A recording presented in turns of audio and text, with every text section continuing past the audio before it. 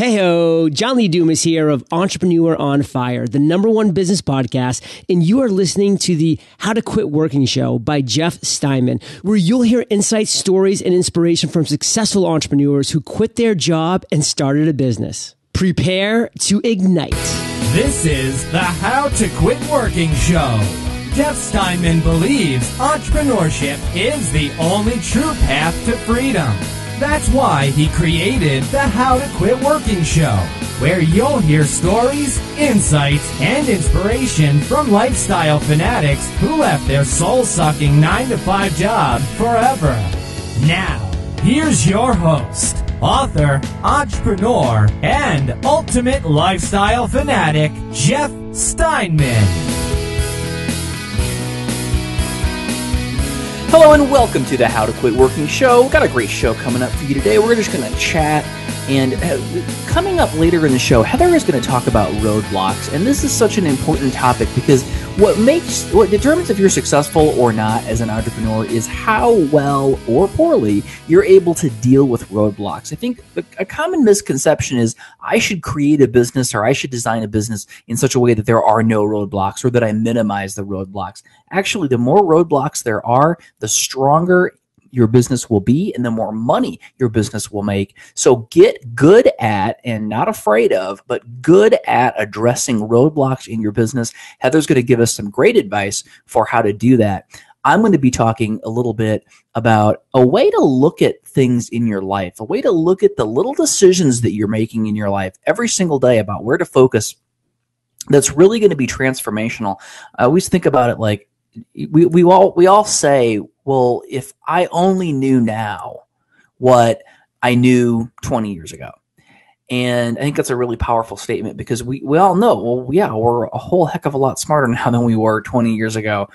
But what if you had a framework that actually allowed you to act like you knew what you're going to know in 20 years? This is a fascinating topic, one that I have been doing a lot of philosophizing myself about lately. This is one of my favorite things to do, is to think about better ways to live life and better ways to make decisions and better ways to maximize the time that we have on this planet. And this has been a lot of fun to give some thought to this. So I've got some really powerful mental shifts for you that I'm going to talk about.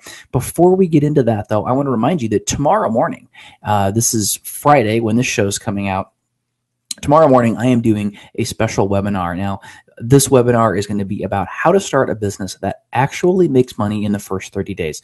How to Quit Working clients have done this. You're going to see some examples of what they did, how they did it, and I'm going to show you how you can do it exactly, the exact steps you need to take to start a business that makes some money in 30 days. Because we got to get away from this whole cockamamie idea that building a business should be some multi-year thing that, you know, we're working on it and someday, maybe someday I'll be successful. No, let's cut past all of that crap and get right to the thing that makes money. That's what we're going to talk about in the webinar tomorrow. So go to howtoquitworking.com/webinar. Again, howtoquitworking.com/webinar and get signed up for that webinar. And you're going to find out, like I said, how to make money in 30 days. It's really some supremely powerful stuff. I have been working on this webinar content almost nonstop this entire week. This week has been absolutely crazy. I had it's much better now, but for the past 2 weeks, I have had a terrible eye infection. I am moving out of the woods and feeling much better with it now, but it has been really challenging because it makes it really difficult to look at a computer screen. But I have been, despite that, doing the best I can to spend a tremendous amount of time putting this webinar content together. And I gotta say, it's probably the coolest piece of online content that I've ever created, aside from the book and the online program that we've had now for about a year. This is a pretty epic piece of content. So don't miss this, howtoquitworking.com/webinar. Get signed up for that tomorrow. And I would love to see you electronically tomorrow on the webinar. Now, let's jump into some real content for today. So I wanted to talk about this whole idea of what if you were as smart now as you're going to be 20 years from now. And we're just going to take 20 years as an example. So, and we're going to talk about 20 years, but it could be 10, it could be 5, it could be 30, it could be 50, whatever you want to, whatever time frame works for you. Because depending on your age, 20 years sounds like a longer time to some. It sounds like a shorter time to others. But what got me started thinking about this was I think I talked about this on the show last week or earlier. But I got my 40th birthday coming up. It's about 2 weeks away from now. So, and the address is on the website if you want to send cards and gifts. So, but no, don't do that. But anyway, so, as you all know, when you hit those milestone birthdays, whether it's 20, 30, 40, 50, 60, 70, I know we have folks in that range on the, who listen to the podcast, maybe even 80. I don't know if we have anybody that old. I think late 60s is the oldest listener I think I've ever talked to. But when we hit those milestone birthdays, they make us start to think. And the thing that I, for whatever reason, got to really thinking about as I was looking this big 4-0 or square in the face is back when I was 20. I got to thinking a lot about when I was 20. And I don't know why that is. It's just kind of where my brain went. But I got to thinking about all of the things that I was so darn worried about when I was 20. I was so worried about building a career. I was so worried about finding a relationship, and I was so worried about having a house. I was so worried about owning a home that I lived in. And I think worst of all, I was really, really worried about what people thought. I was very, and I don't, that wasn't just me. That's pretty common for a 20-year-old. You're pretty worried about what other people think of you. When you're thinking about what should I do? Should I do this? Should I do that? Should I wear this? Should I make this career move, that career move? Should I do this in college? Should I do that in college? I was always worried about what people think, what people were going to think. And again, that's very common for 20-year-olds. Another one of the things that I think was really interesting is how much I worried about money and how, when you look back on your quote unquote money woes of your early 20s, don't they seem really petty? I don't care how old you are. Just look back 5, 10, 15, 20 years, look back at your money woes in the past and think about how important were they? Now, if you were somebody who, was in an extreme poverty situation, I understand that's maybe not the same, but for most of us, when we look back at those things that, that were really, really important and the things that we really, really worried about 20 years ago, aren't they really silly? It's amazing to me when I look back and think about, I was so worried about what people were going to think about me, about my level of success, about my personal choices, about my hair, about my income level, about my career. And I remember all the way back into my early 20s having, and I've talked about this a lot on other podcasts I've been interviewed on. I talk about it in the book, but there was always this itch to have my own business. And I can remember even back in my early 20s when I first got into the technology field, it was the first time I kind of got into an industry and sort of understood an industry. Now, it's not an industry that I want to be anywhere near anymore. But at that point, I was getting into the industry. I was learning the industry. I was beginning to understand how it worked. And by getting in there and getting that understanding, well, what happened was I started getting ideas for businesses. And, in retrospect, now that I'm able to see where the industry went and what's happened and what has worked for other people and what has not worked, I can see that, some of those ideas weren't half bad. Unfortunately, I didn't have the emotional maturity or the mental maturity or the wherewithal, the stick-to-itiveness, the desire, certainly didn't have the knowledge. I didn't have a lot of the things that it would have taken to successfully create that business at the time. But when I look back, I didn't make that move. I didn't start my own business back then for all the wrong reasons.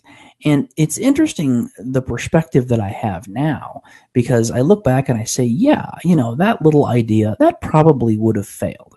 Not because it was a bad idea, but because I probably wouldn't have done a very good job of executing, and I wouldn't have known what I was doing. And then I think about, okay, well, that other idea that I had, well, that was just a dumb idea. That just wouldn't have worked, regardless of execution. That just wouldn't have worked. And hindsight is always 20/20. But what is really interesting is to think about how much I would have learned and where I would be now had I made those mistakes and done those things back in my early 20s. When I began to start to think about them. Instead, I took the easy route, and which, well, I thought it was the easy route. I think it ended up being the harder route. But, I took the quote unquote safe route and didn't pursue many of those business ideas when I was perhaps better positioned to pursue them than any other point in my life. I was so worried. What if I can't pay my rent? Then what'll happen? Well, I'd have paid the rent one way or another. My expenses were so small at the time. I wouldn't have had to have made that much money. And, I always could have picked up a side job. I could have picked up some part-time work somewhere just to make ends meet. I could have, in retrospect, all those things that I worried about were so silly, right? What if I can't make my car payment? What if, I'd have figured all that out, and maybe I wouldn't have made my car payment, right? Maybe my car would have gotten repossessed, and looking back on that, so what? So what if some of those things would have happened? Like when you look back, you don't look back and say, boy, I sure am glad that I took the safe route. What you say is, why didn't I just go for it? Because it would have been a lot easier then than it is now. And I think that the real power in thinking about that is not about regrets, because I still have no regrets, even though I look back and I say, I was totally focused on the wrong things. I was worried about the wrong things. I was worried about what if I fail instead of what if I succeed. But it's not about regrets. It's about really looking back at the past and saying, okay, well, I understand what has happened over the course of the past 20 years. I understand how I now feel at 40 about the decisions that I made at 20.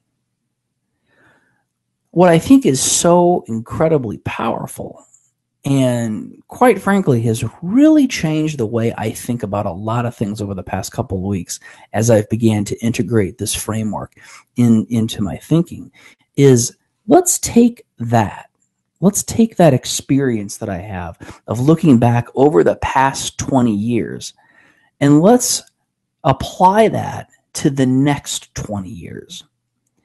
And as a practical matter, what that means is, when you're thinking about things now, you're thinking about your current situation, you're thinking about, okay, what should I do now?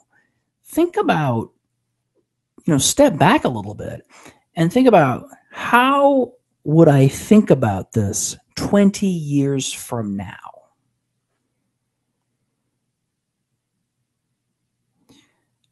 What will this mean 20 years from now? I got a phone call the other day about a kind of an ugly personal situation, and it could have been something that really upset me, and it may have. Maybe a month ago, maybe it would have. But the thing that was so powerful for me was to look at that phone call and that situation and say, you know what? Is this going to matter when I'm 60? And the answer is a resounding, not even a little bit. You won't even remember this when you're 60.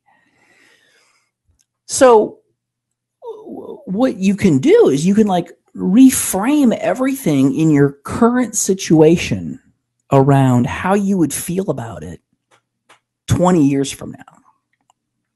And it's really amazing when you think about the power of doing that.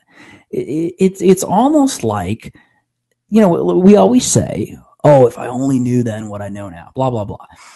Well, you almost can, because you can take that framework and you can think about, okay, here's how I think about 20 years ago. And you can apply that to 20 years in the future. What is my current age plus 20-year-old self going to think about that? What is myself 20 years from now going to wish that I would have done? And, I think there's so much to be learned from looking back over the past period of time. If you're only, 25, maybe that period is 10, because maybe, that's more realistic to think about. But I think the important thing is to really put into perspective, how are you going to think about these things 20 years from now? How are you going to think about these things in the future? And looking back in time and seeing that trend and how we look at things in the past is a clue.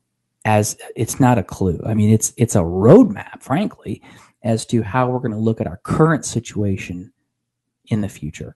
And I got to say, that's something that I don't know. I don't think I was even drinking when I thought about this. I was driving or something, and I got to thinking about this concept. And I'm not necessarily taking credit for it. Somebody maybe have even written a book about it. Maybe I'm not the first person to ever discover this, but I'm telling you that this has been a huge shift for me to really step back and say, wow, let me use my experience over the past 20 years and apply that to what I will think 20 years from now. So hugely powerful, hugely powerful framework. I had the privilege today of having lunch with one of the former How to Quit Working show guests. It was a very popular episode.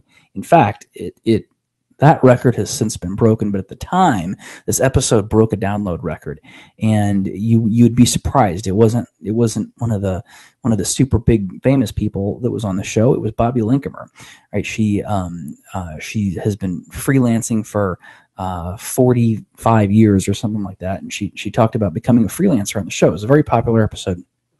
And but she's local here in St. Louis, and I got to have lunch with her today, and we were talking about this topic. She was reflecting back on her life, and she is, I hope she doesn't mind me saying this on the show, but she is 78 years old. And so she is coming right up on 40. So she's getting almost double my age. And the question that I asked her, I thought was really, I was so glad that I thought to ask this question. But I said, Bobby, when we were talking about my birthday coming up and my turning 40, and I said, Bobby, what would you tell, now that you're almost 80 years old, what would you tell your 40-year-old self? And she thought about it for a long time. She was very introspective about it. And what she said was, I would tell my 40-year-old self to trust that little voice. Trust that voice inside your head. Trust that little tingling that you get when you think about something. Trust what your inner self is, or your intuition, or whatever you want to call it, is trying to tell you. She said, because it's, and her exact words were, because it's never wrong. Inner voice, that guidance, whatever is inside you tingling or giving you that feeling or tapping you, on the shoulder from the inside, or whatever it is, however you think about it, however you feel, that intuitive voice, whatever that thing is, listen to it. So not only do you now have a framework for thinking about your current situation in a way that acts a little bit like, maybe acts a lot like you would act if you knew what you knew 20 years from now. But you also have some great insight from someone who has been very successful as an independent entrepreneur. Now, she would argue with me about that, but I believe that I believe that Bobby has lived an amazing life, and she is nowhere near finished. She has got a whole lot of great plans for the future. But so you have a framework to think about how to look at your current situation, and you have some great advice from someone who has been a successful entrepreneur for like 45 years or something insane like that. Trust your inner guidance. Now, I hope that was valuable. Let's talk about something a little more practical, which is roadblocks. Roadblocks. If you can't get past roadblocks, you will never be successful as an entrepreneur. Here is Heather to talk about roadblocks. Heather, take it away. Hello, Freedom Fanatics. This is Heather Osgood. I hope that you're doing great today. Whether you're listening to this in the morning, in the afternoon, in the evening, I just hope that it finds you at a really great place at a time when you're really just able to focus and listen in to what I'm about to talk to you about, because it is such an important topic. Today, I want to discuss roadblocks. Now, in life, we all have roadblocks, whether it's something that we're trying to create in business, whether it's something that maybe we're trying to do with our health, or just a goal that we have in life. Roadblocks always seem to come up, and they always seem to present themselves. Obviously, the real trick with roadblocks is getting over those roadblocks. Now, Jeff and I find it very interesting that the bulk of all of the roadblocks that have been expressed to us at the How to Quit Working program are the same 3 roadblocks. I find it fascinating that most of you are having these same 3 roadblocks. So I want to talk to you about what those roadblocks are and how we can work to overcome those roadblocks. Now, number 1, we hear from many of you that you are concerned about your idea. So you want to start a business, but you don't feel like you have an idea. Number 2, we hear from many of you that you would love to start a business, you just don't have the time to start a business. And number 3, you guessed it, you don't have the money to start a business. So I want to start at the top and just talk about the idea concept. Now, most people think that they have to have this really great idea to start a business. I think that a lot of people really almost have this idea mentality that is akin to like winning the lottery. When I come up with this great idea, it is going to make the most successful business in the world. It's going to make me a ton of money, and I am going to be rich, and my family is going to be rich because I have come up with the best idea ever. I think that we get this mentality from concepts like the pillow pet. I have 3 pillow pets at my house, and let me tell you, they drive me insane. I can't stand them. They're huge, and between 2 little kids, there is no way that we need to have 3 pillow pets, but yet we have 3 pillow pets. Pillow pets came on strong, and they made a lot of money, and now you can buy a pillow pet just about anywhere. The one thing is, nobody wants a pillow pet anymore. You know, we've all got them, or we don't want them. And I think about all the different fads and, the little products that come into vogue. Like, of course, the Snuggie is a great one to laugh about, but Snuggie made a lot of money. I was thinking about hypercolor shirts. Do you remember those hypercolor shirts that were all kind of solid colored, and then when you get hot, really when you're sweaty, they turn a different color? Like, gross. Who really wants a shirt like that? But those hypercolor shirts were really popular for a while. There's all kinds of different things out there. Think about the Chia Pet, how big the Chia Pet was. Or, of course, we have to mention the Beanie Baby. There are so many little tiny fad products that come into vogue, and they come in for just a very small blip on the radar. And they do make money, for a time they make a lot of money, and then they tend to go away. And really, if you're trying to create a business that is centered around that one great big idea, chances are it's going to come and it's going to go. And so it's really just not worth putting any energy in. If you look at most businesses, most successful businesses are just your normal businesses. They're not these great ideas. They're not these great concepts. They're just a service or a product that people need. And so I just really want to encourage you to think about what your expertise is. What do you know more about than other people know more about? And you don't need to know more about it than everyone. You just need to know more about it than most people know about it, or some people know about it. You have a talent, you have an expertise that you could take and you could create into a business. So don't let that idea mentality really hold you down, because you don't need to come up with one great idea to have a business. You need to come up with a lot of really successful, stable base hits, not just one home run. So next time you find yourself really bogged down in this concept that you could start a business tomorrow if you just had the right idea, let that go and really just cling on to the idea that you offer something unique to the world. You offer you and you offer your expertise. So don't let that hold you back. The next roadblock or obstacle that people come up with is time. Now, I would say that if there were a motto for the 21st century, it would be this motto of, I don't have enough time. And I almost think that it is stylish to pretend that we are over busy and that we're overworked. And the reason I feel this way is because I just look around at all of my friends, at my families, at, just people that I come in contact with on a regular basis. And everyone is always saying, I just don't have time. I'm just too busy.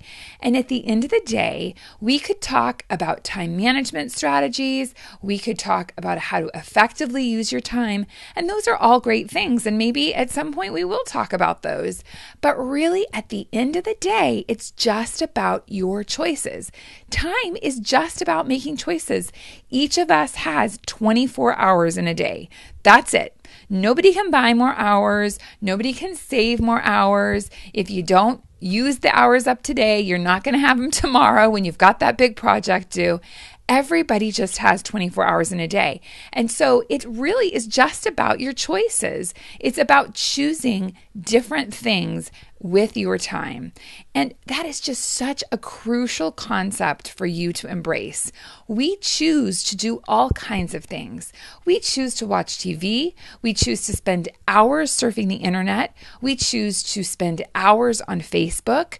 We choose to spend hours doing all sorts of things in life. And you have to decide what kind of sacrifices you're willing to take in order to start a business.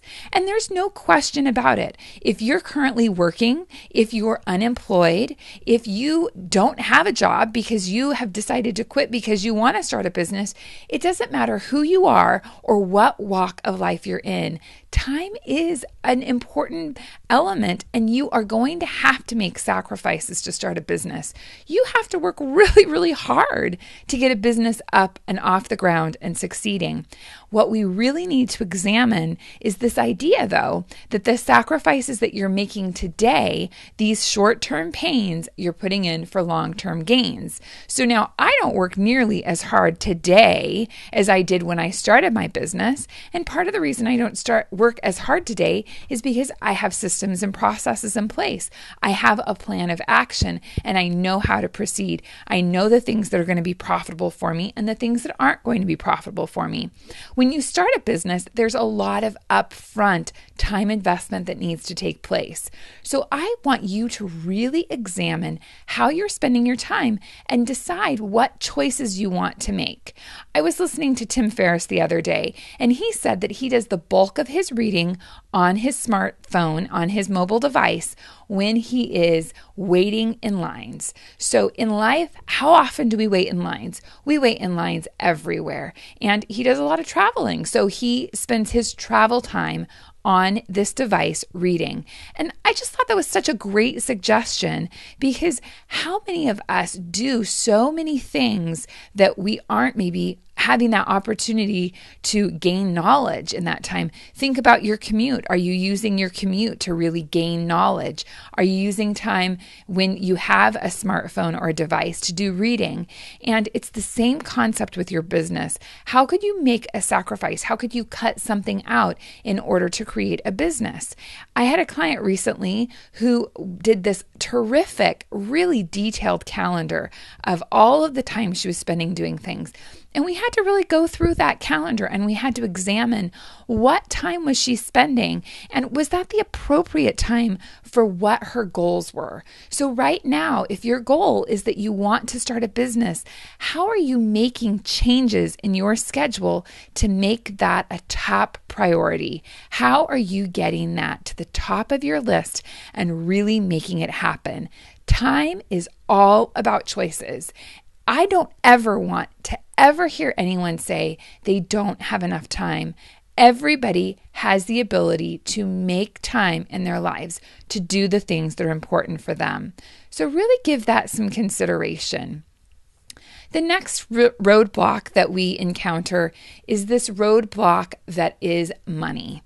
And isn't that such an easy story that we tell ourselves? Isn't it so convenient to always just fall back on that? If I just had the money, I could do whatever I wanted in life. And it is just such a load of bull. I'm sorry, but it really just is. Money does not do anything for you but just create different opportunities. So I want to talk to you a little bit about this concept of money and really how you're allowing that to affect you. If I said your child is going to die in the next 24 hours if you don't come up with $10,000, I am going to guess and I'm going to hope that you would have the ability to come up with $10,000. You would have the ability to be resourceful enough to come up with the money that you need.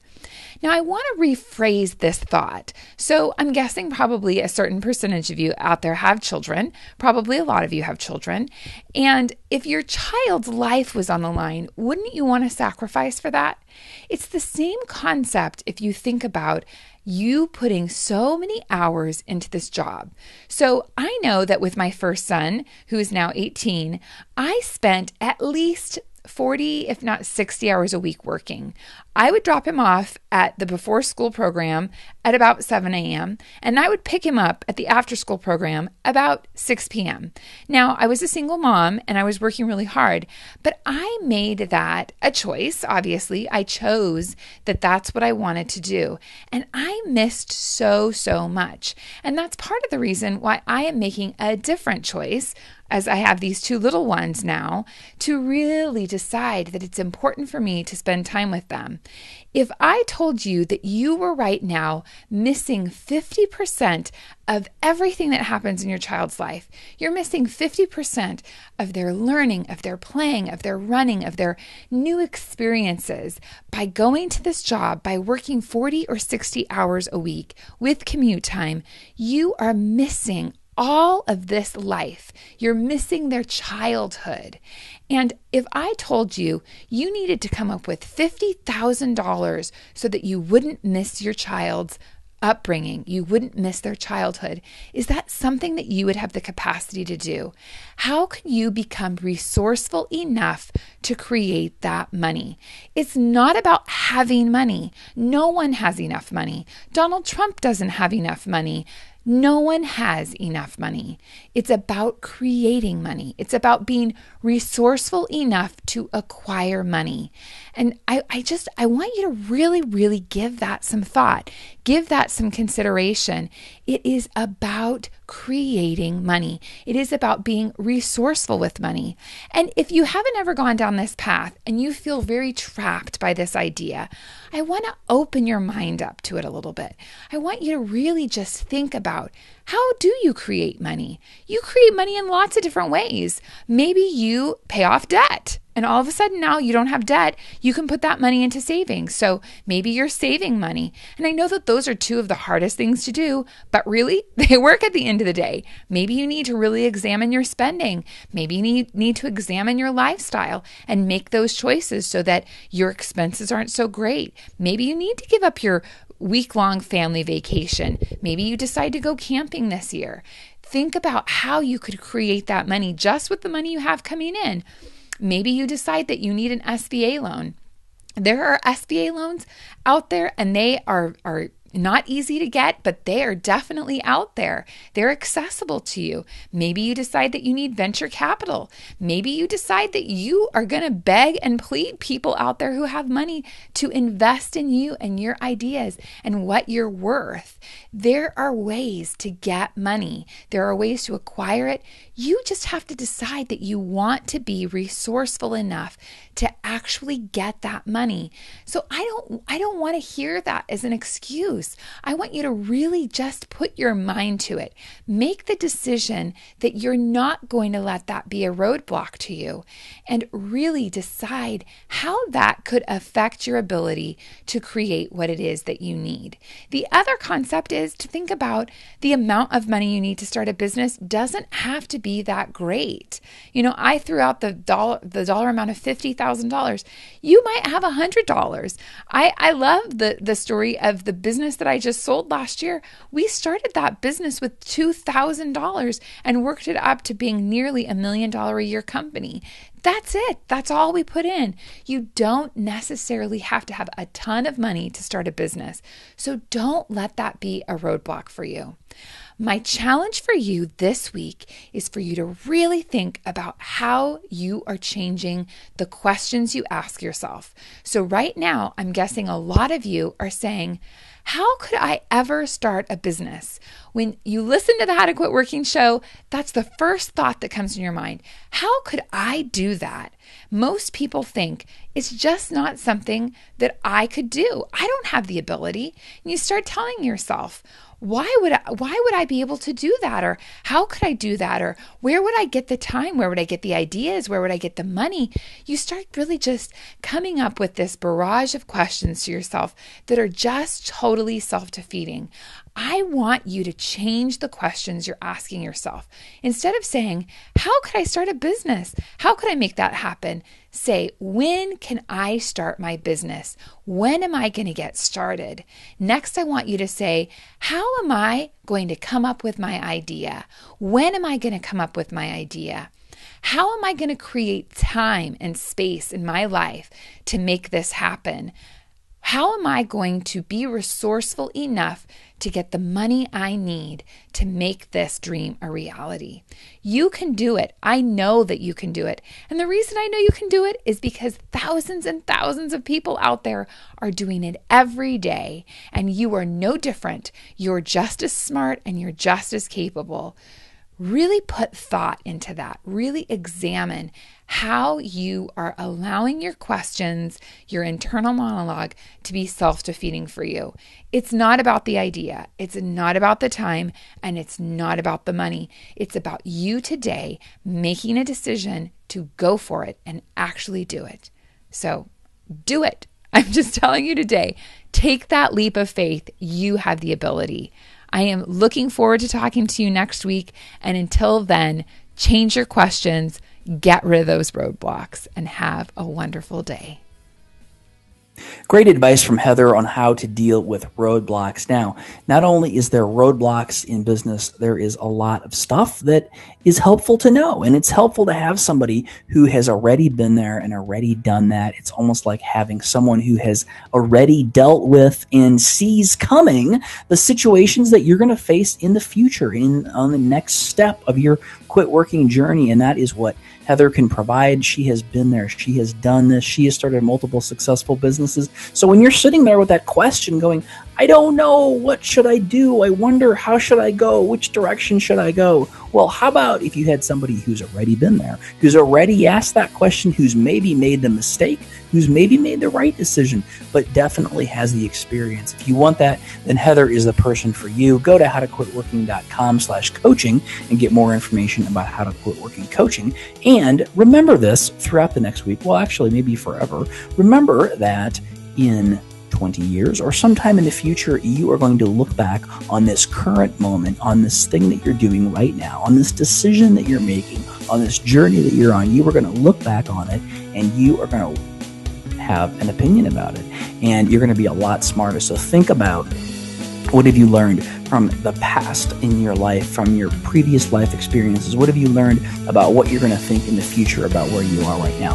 Think of everything that you do. Make every decision with that thought in mind. What am I going to think about this 20 years from now? And I will talk to you on the next time on the How to Quit Working Show.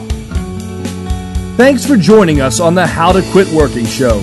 Tune in next time when we'll talk to another amazing person just like you who is now living the ultimate life of freedom and doing it on their terms. If you want to learn how to quit working and get these episodes delivered directly to you, visit howtoquitworkingshow.com.